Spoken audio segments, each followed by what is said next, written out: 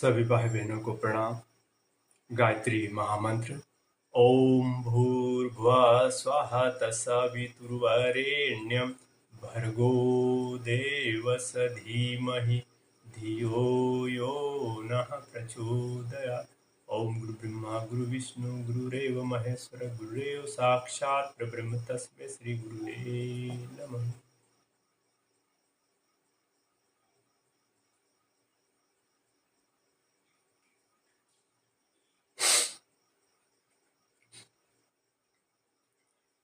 योग साधना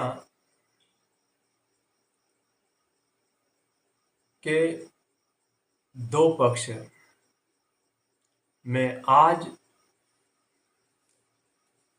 उच्च स्तरीय योग के ऊपर कुछ प्रकाश डालने का प्रयास करूंगा। उच्च स्तरीय योग साधना में भी दो पक्ष हैं। एक हठ योग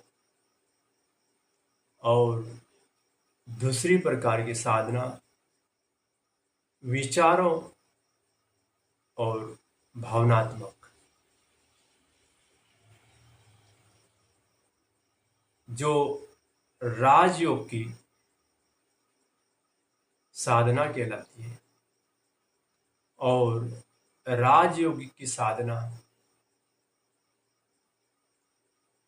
सहज सर्व सुलभ सभी के लिए, सभी नर नारी स्त्री पुरुष बालक वृद्ध गरीब अमीर सभी सर्व सुलभ राजयोग की उच्च स्तरीय साधना भी कर सकता है। यह साधना जैसे हठ योग में लाभ मिलता वैसे ही लाभ राजयोग में भी मिलना प्रारंभ हो जाता है। बशर्ते यह है कि राजयोग में लाभ धीरे से मिलता है, जबकि हठ योग में तत्काल मिलने लग जाता है। राजयोग की साधना में जिस प्रकार बकरी पालन में जो बकरी दूध देती वो बकरी का दूध से लाभान्वित होता और बकरी पालने में कोई खतरा नहीं, और हठ योग में एक शेरनी पालने के समान और शेरनी में खतरा होने की संभावना है। जब हमें राजयोग की साधना से लाभ मिलने लगता है तो हठ योग की साधना हम क्यों करें। भाई बहनों, हठ योग में खतरा बना हुआ रहता। हठ योग मतलब एक जिद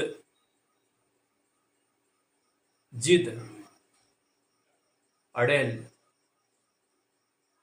जिद पे जो अड़ जाए वो अपनी जिद पूरी करके ही रहता। जिस प्रकार रावण ने, इंद्रजीत ने, कुंभकर्ण ने, दुर्योधन ने जिस प्रकार के दैत्य प्रवृत्ति जिद के द्वारा भगवान से शक्तियां प्राप्त की थी, किंतु भगवान से शक्तियां तो प्राप्त कर दी, जिद से योग साधना से शक्तियां तो प्राप्त कर ली, किंतु वह जिद आगे भी बरकरार रही। उस जिद का अहंकार के रूप में परिणत होने लग गया और वही जिद हठधर्मी जो उनका विनाश के नीचे वो गिरते गए और अंत में अपना पतन करवाते रहे। हठ योग एक लाभकारी भी है और हठ योग नुकसानदायक। शर्तें हैं कि पहले हमें अपने मन मस्तिष्क को, अंतःकरण को साफ करें। मन मस्तिष्क अंतःकरण की सफाई होने पे जो जागृत शक्तियां हैं सद्मार्ग पे, सत्कर्म पे नियोजित होने लगती है और वही शक्तियां वो मन मस्तिष्क अंतःकरण में यदि सफाई नहीं हुई तो वह पतन की ओर ले जाएगा। तो यह मैं योग साधना की उच्च स्तरीय साधना में जो उच्च स्तरीय साधना जो हमारे मन मस्तिष्क और अंतःकरण से संबंधित है, हमारे मन में जो अंतःकरण से उभरते हुए भावना और विचारणाओं को कैसे रोका जाए और कैसे उन्हें क्रियान्वित किया जाए। हमारे चित्त में छिपी हुई दुष्प्रवृत्तियों जब प्रवृत्तियां हैं, वही प्रवृत्तियां हमारे चित्त में उभरती रहती और उभरने के कारण वह गुण कर्म में परिवर्तित होने लगती है। उन दुष्प्रवृत्तियों को कैसे खदेड़ा जाए, कैसे रोका जाए। अंतःकरण में, अचेतन मन में जो छिपी हुई दुष्प्रवृत्तियों को रोकने के लिए विचारणा,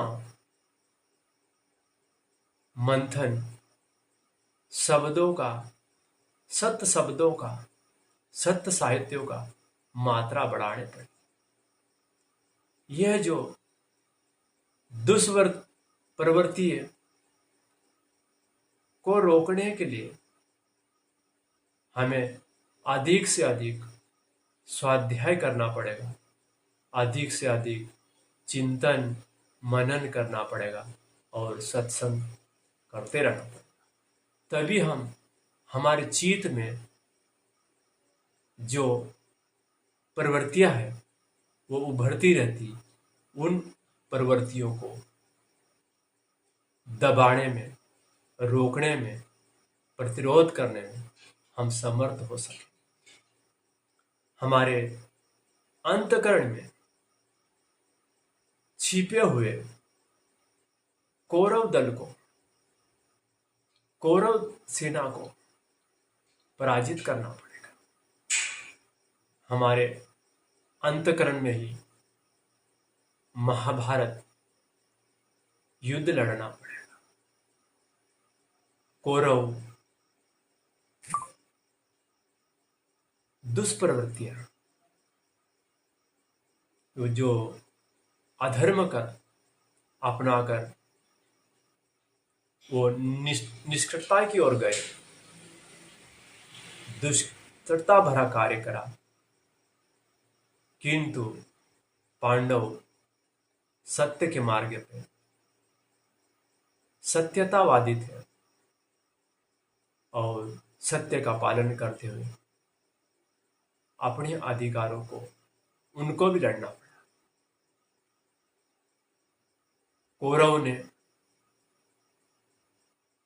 कौरव दल के नेतृत्व करने वाले दुर्योधन की जो दुष्टता भरा कार्य पांडवों की संपत्ति को छीन ली, उन्हें बेघर कर दिया और कहीं प्रकार की उन्हें मारने का प्रयास किया गया, कहीं प्रकार का दंड देने का प्रयास किया।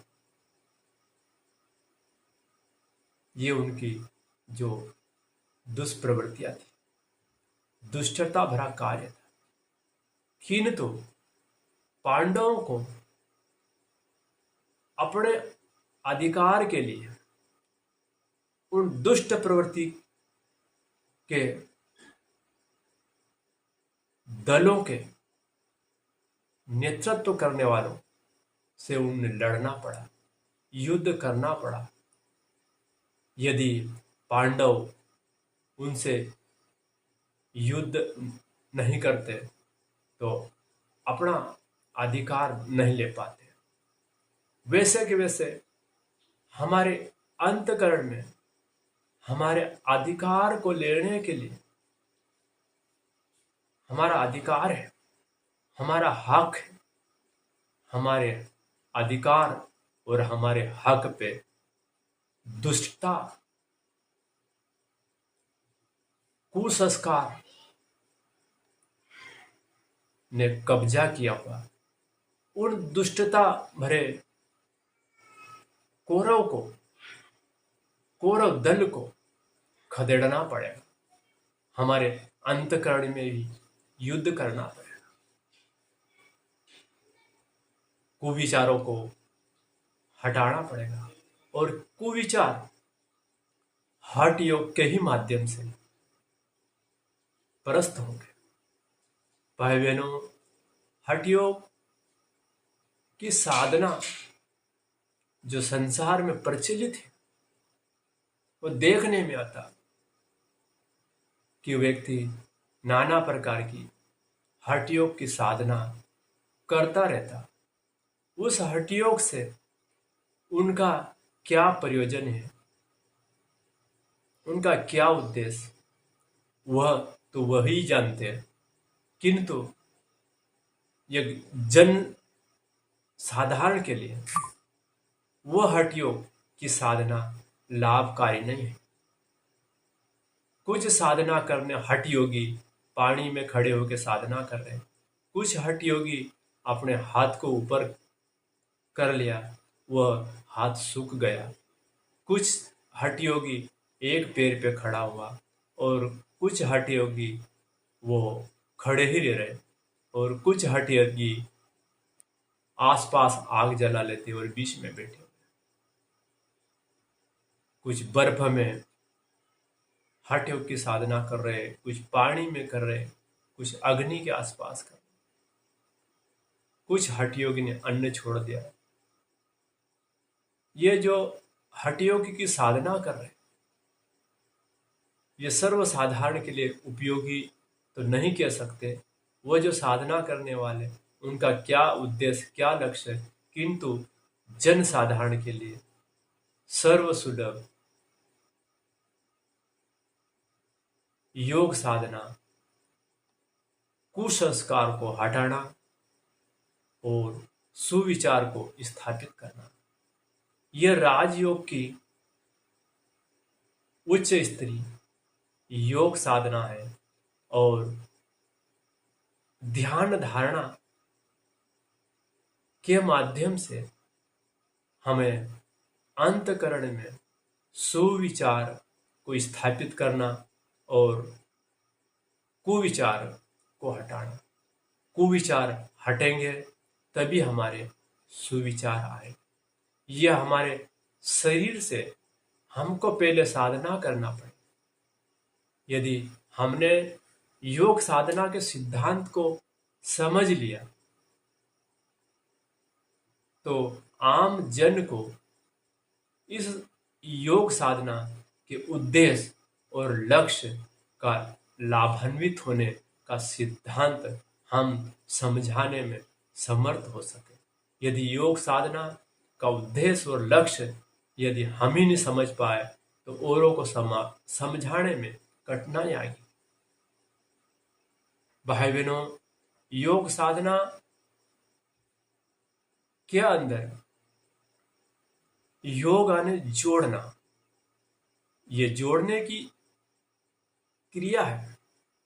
और उस जोड़ने की क्रिया को ही यदि हमने योगासन, एक व्यायाम को योग मान लिया, तो हमारा नासमझी हो। योग साधना एक जारीकरण नहीं है, ये एक योग साधना हमारी आत्मा का परमात्मा से मिलन का है। बिछड़ी हुई चीज को मिलाने की योग की क्रिया है, और मिलने पे आनंद का जो आनंद विभोर अनंत आनंद का प्रादुर्भाव होने लगता है। योग साधना के उद्देश्य को, उनके लक्ष्य को, उनके लाभान्वित होने के सिद्धांत को हमको समझना चाहिए, तभी हम योग साधना करने में सफल होंगे और लाभान्वित होंगे। भाई बहनों, योग साधना ना तो सरल है और ना कठिन है, एक बीच का रास्ता है, वह सर्वसुलभ है। योग साधना से लाभान्वित हो। यह जादूगरी वाला योग साधना नहीं है, यह योग साधना जीव का ईश्वर से मिलन की प्रक्रिया है। और जब जीव ईश्वर से मिलेगा, पुत्र पिता से मिलेगा, तो दोनों में की एकता का आनंद का जो छोर है वो अनंत रहेगा। योग साधना हमें वह शिक्षा देती कि हमें हमारी जीव आत्मा का हमारे परम पिता से मिलने का प्रयास करते रहना का ही योग अभ्यास है। भाई बहनों, योग साधना के बिना जीव का उद्धार होना संभव नहीं है, और इसी योग के माध्यम से ही हम परमार्थ करने में सफल होंगे। भक्ति योग, ज्ञान योग और क्रिया योग, ये तीनों का समन्वय होके यदि हम परमार्थ में, सद्कार्य में अपने को नियोजित करेंगे, तो संभवतः हम तो लाभान्वित होंगे, साथ साथ में जनमानस को भी हम लाभान्वित कर सकते हैं। जनमानस जो अज्ञानता में दर दर भटकता रहता, जनमानस पतन और पीड़ा के गर्त में व्यक्ति डूबा रहता है। वो योग साधना हमें पीड़ा निवारण भी करती और पतन का भी निवारण करती। गुरुदेव ने योग साधना के माध्यम से पीड़ा का निवारण के भी तरीके बताए, और पतन जो व्यक्ति अपने पतन की ओर गिरता जाता, आए दिन व्यक्ति अपने निष्ठा भरा कार्य करता रहता, दुष्टता भरा कार्य करता, वो पतन के रास्ते में चल रहा, जो उस पतन में गिरते हुए मानव को भी ऊपर उठाने की प्रक्रिया योग साधना में। जनमानस में गलत भ्रांतियां हैं कि योग साधना एक बाबा लोग ही के लिए है, पर पंडित श्री राम शर्मा आचार्य गुरुदेव ने योग साधना को सरलीकरण करके सर्वसुलभ कराया है, और सभी जनमानस योग साधना के उद्देश्य को समझे और पतन और पीड़ा दोनों से लाभान्वित हो सकते और अपने जीवात्मा का उद्धार साथ साथ में ईश्वरीय कार्य लोक परमार्थ लोक मंगल के लिए अपने को नियोजित करने में हम समर्थ हो सके। यही हमारा जीवन का लक्ष्य होना चाहिए। ओम शांति शांति शांति।